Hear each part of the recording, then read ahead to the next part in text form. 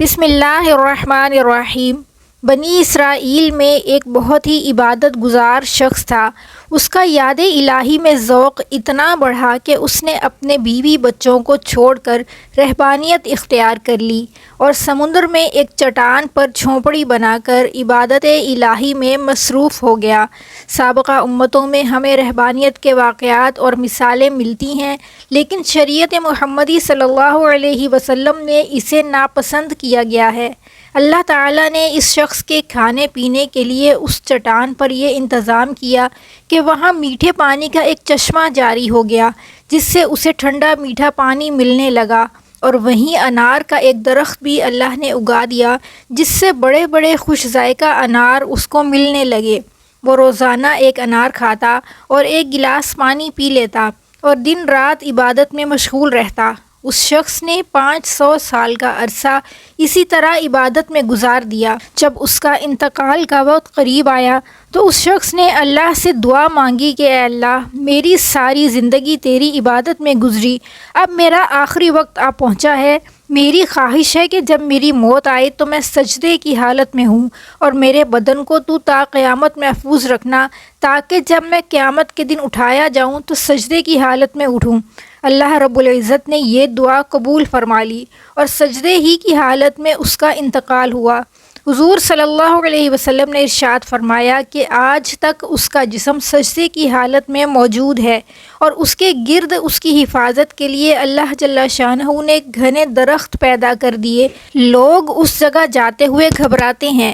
اگر لوگوں کی رسائی اس مقام تک ہو جاتی تو وہ مقام پوجا پاٹ کا مرکز بن جاتا۔ اللہ تعالیٰ نے وہاں بڑے بڑے اور گھنے درخت اگا کر لوگوں کے دلوں میں اس جگہ کی ہیبت پیدا کر دی، تاکہ لوگ شرک میں مبتلا نہ ہو جائیں۔ نبی کریم صلی اللہ علیہ وسلم نے ارشاد فرمایا کہ مرنے کے بعد بارگاہ الہی میں جب اس کی پیشی ہوئی تو اللہ تعالیٰ نے ارشاد فرمایا کہ اے میرے بندے، میں نے اپنے فضل و کرم سے تجھے بخش دیا، اور ملائکہ کو حکم دیا کہ میرے اس بندے کا نام جنت کے اعلیٰ مقام میں لکھ دو۔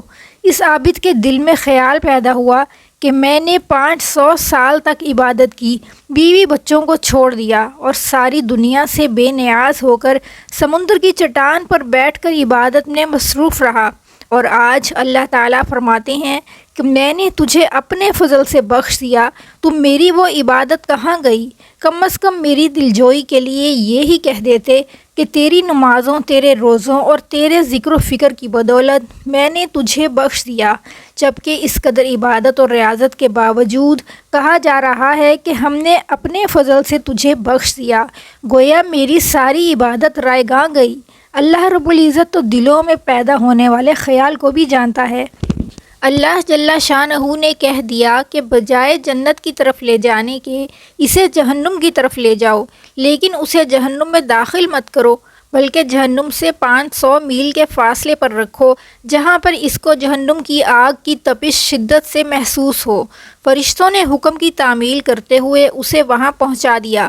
ایک دم جو اسے جہنم کی تپش محسوس ہوئی تو بلبلا اٹھا اور پیاس پیاس پکارنا شروع کر دیا۔ جہنم سے اتنی دوری کے باوجود اسے ایسی پیاس لگی کہ پورا جسم خشک کانٹا بن گیا۔ اسی اثناء میں ایک ہاتھ نمودار ہوا جس میں ٹھنڈے میٹھے پانی کا ایک کٹورا تھا۔ یہ عابد دوڑا کہ اے اللہ کے بندے، مجھے پانی پلا، پیاس کی شدت نے مجھے بے حال کر دیا ہے۔ وہ ہاتھ پیچھے ہٹ گیا اور آواز آئی کہ یہ پانی تو تجھے مل جائے گا، مگر اس کی قیمت ہے۔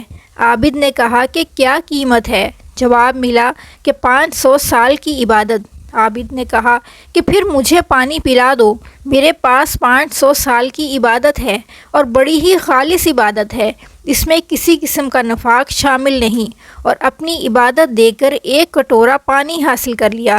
جب پانی پینے کے بعد کچھ اوسان بحال ہوئے تو اللہ رب العزت نے فرشتوں کو حکم دیا کہ اس کو واپس لاؤ۔ فرشتوں نے اسے پھر اللہ کے دربار میں پیش کر دیا۔ اللہ رب العزت نے فرمایا کہ اے میرے بندے، اب 500 سال کی عبادت تو تو نے پانی کے ایک کٹورے کے بدلے میں دے دی، لیکن 500 سال تک دنیا میں جو تو چشمے کا ٹھنڈا میٹھا پانی پیتا رہا اس کا حساب تو دے۔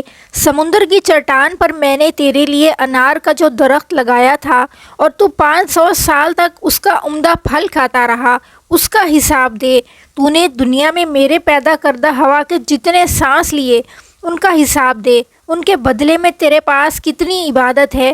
ہم نے تجھے صحت دی، دیکھنے کو آنکھیں دیں، سننے کو کان دیے، بولنے کو زبان دی۔ اس کے علاوہ بے شمار نعمتیں میں نے تجھے عطا کیں۔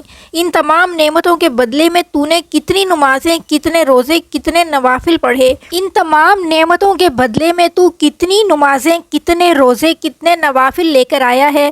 تو نے 500 سال تک اگر عبادت کی ہے تو اس عبادت کے لیے میں نے ہی تجھے طاقت و ہمت عطا کی تھی۔ اس طاقت کے بدلے میں کتنی عبادت تیرے پاس ہے۔ تجھے عبادت کرنے کی توفیق اور طاقت ہم نے دی، دانا پانی ہم نے دیا، پھر بھی تجھے یہ دعویٰ ہے کہ میں نے بہت کچھ کیا اور آج اس کا بدلہ چاہتا ہے۔ اے میرے بندے، تو نے جو کچھ کیا وہ تو سب ہماری مہربانی سے کیا۔ بتا تو نے اپنی طرف سے کیا کیا؟ اگر کچھ ہے تو پیش کر۔ یہ سن کر عابد لرز گیا اور بارگاہ الہی میں عرض کیا، یا اللہ، بے شک بخشش و نجات آپ ہی کے فضل و مہربانی سے ہوتی ہے، کسی کے عمل سے نہیں۔ عمل کی تو یہ حقیقت ہے کہ 500 سال کی عبادت بھی بس ایک پیالہ پانی کے برابر ہے۔ اس واقعے میں ہمارے لیے یہ نصیحت پوشیدہ ہے کہ انسان کو عبادت کی توفیق بھی اللہ کی مہربانی ہی سے ملتی ہے کہ